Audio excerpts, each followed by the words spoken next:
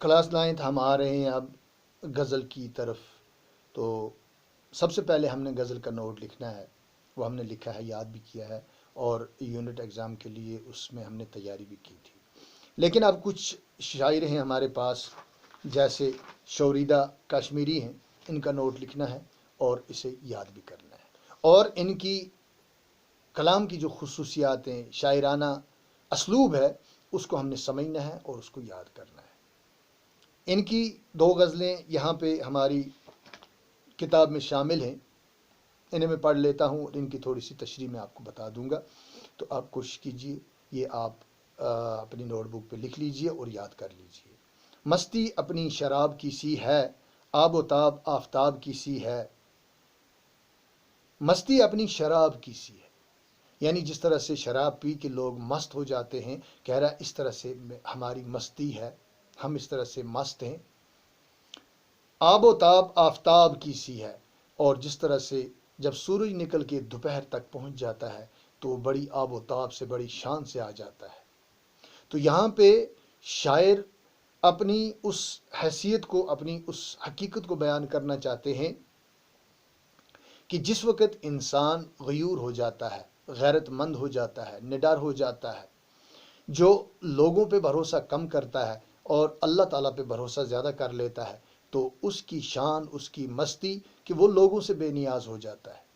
اس کی شان شوکت ایسی ہوتی ہے کہ جیسے سورج کسی کا محتاج نہیں ہے سوائے اللہ کے، اور ہر ایک دنیا میں جو بھی جاندار ہے یا بے جان ہے، ہر چیز سورج کی محتاج کر دی گئی ہے۔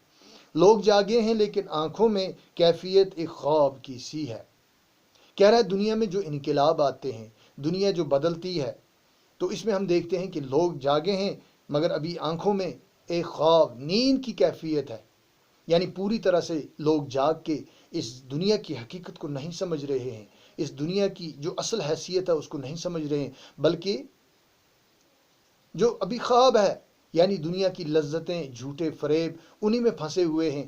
اور دنیا کی حقیقت مرنے کے بعد ایسا ہوتا ہے کہ ایسا لگتا ہے جیسے ہم نے کوئی خواب دیکھا تھا، اور دنیا کی کوئی بھی حقیقت، کوئی بھی چیز باقی انسان کے پاس نہیں بچتی ہے۔ روز و شب ہے کوئی ورق گرداں، حالت اپنی کتاب کی سی ہے۔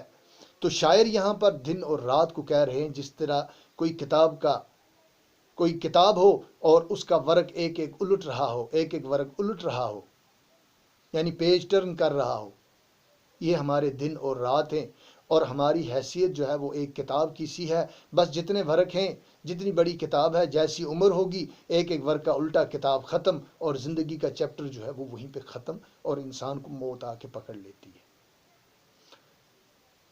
تیرے رخسار و لب کی رعنائی، نو دم دیدہ گلاب کی سی ہے۔ شاعر اپنے محبوب کے بارے میں کہتے ہیں کہ تیرے رخسار و لب، تیرے چہرے اور ہونٹوں کی خوبصورتی جو ہے وہ نئے کھلے ہوئے گلاب کی طرح ہے۔ اب بھی کتنے فرات ہیں بے فیض، جو چمک ہے سراب کی سی ہے۔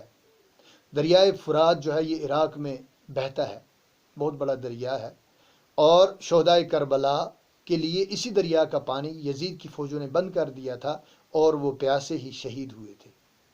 تو شاعر کہہ رہے ہیں کہ اتنا بڑا دریا، یعنی ایسے لوگ ہیں آج بھی جن کے پاس اللہ تعالیٰ نے دولت دی ہے، علم دیا ہے، بہت طاقت دی ہے، ان کے پاس عہدے ہیں، لیکن وہ ایسے ہیں، بے فیض ہیں، اس دریا کی طرح ہیں کہ جس نے شہدائے کربلا کو پانی کا قطرہ، پانی کا گلاس، پانی کا ایک پیالہ تک بھی نہیں دیا۔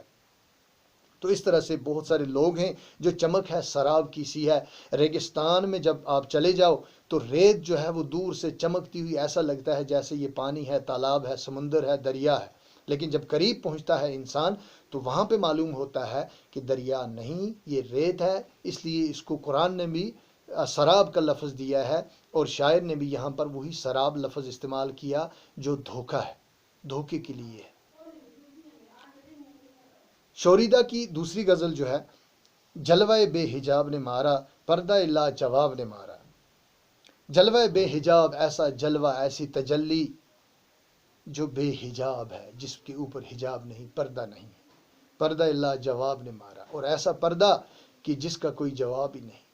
یہاں پر اپنے محبوب حقیقی یعنی اللہ تعالیٰ کی قدرت جو ہے وہ ایسی ظاہر ہے کہ جس پہ کوئی پردہ نہیں ہے، اور انسان ہر پل، ہر جگہ، ہر چیز میں اللہ تعالیٰ کی قدرت کو دیکھ سکتا ہے، اس کی طاقت کو دیکھ سکتا ہے۔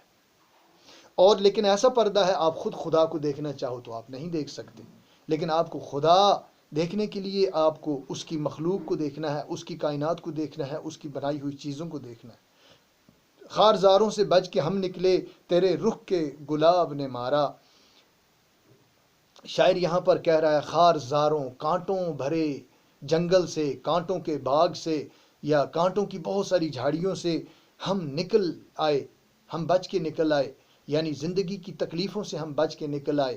لیکن میرے محبوب، تیرے محبت جو ہے، تیرا حسن جو ہے، یعنی اللہ تعالیٰ کے حسن کو یہاں پر شاعر بیان کر رہا ہے کہ اس حسن میں ہم گمنام ہو گئے، یا اپنے پیارے محبوب حضرت محمد رسول اللہ صلی اللہ علیہ وسلم کی حسن یا آپ کے عشق کو بیان کر رہا ہے۔ حسن نے دل میں گھر کیا لیکن عشق خانہ خراب نے مارا۔ کہہ رہا ہے حسن نے تو میرے دل میں گھر کر لیا، لیکن عشق خانہ خراب نے مارا۔ اور عشق جو ہے یہ تو آدمی کو دیوانہ بنا دیتا ہے۔ نت نئے کیا سبق پڑھاتی ہے، روز و شب کی کتاب نے مارا۔ کہہ رہا ہے کہ روز و شب جو ہیں، دن اور رات جو ہیں، یہ ایک کتاب کی مانند ہے، یہ ہمیں سبق پڑھا رہے ہیں۔ بس زندگی میں ہم بہت کچھ سیکھتے ہیں، اس سے ہمیں نئے نئے تجربے ملتے ہیں۔ ظلمتوں کو جہاں کی شوریدہ جلوہ جناب نے مارا۔